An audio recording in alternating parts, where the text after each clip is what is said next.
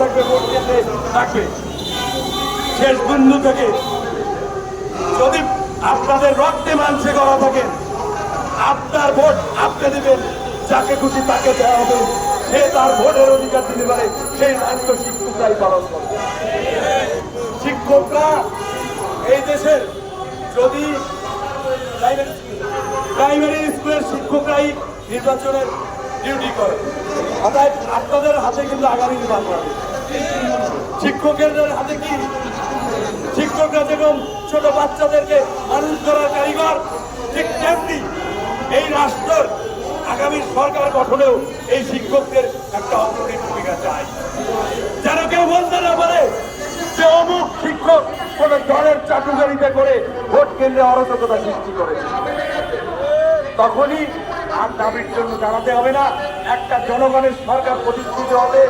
আগামী বাংলাদেশ নির্মাণ আপনাদেরকে সাথে নিয়ে আমরা করব। আমাদের জন্য দোয়া করবেন। বেঁচে আছি আল্লাহ দান, যদি বেঁচে থাকি আপনাদের সাথে থাকবো।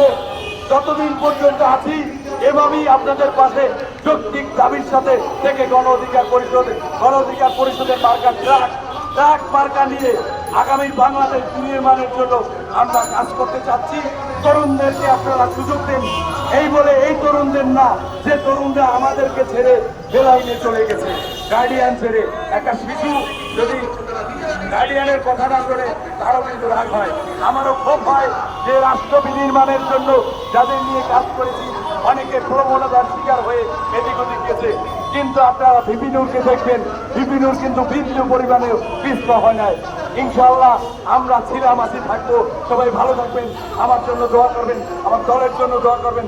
এভাবে যেন এই শিক্ষক সমাজের তথা জাতির মেরুদণ্ডের সোজা হয়ে দাঁড়ানোর জন্য সহযোগিতা করতে পারি। আসসালামু আলাইকুম। ধন্যবাদ সুন্দর মহাসচিব গণ অধিকার পরিষদ জনাব আনিসুর রহমান মুন্না ভাইকে তার মূল্যবান বক্তব্য রাখার জন্য।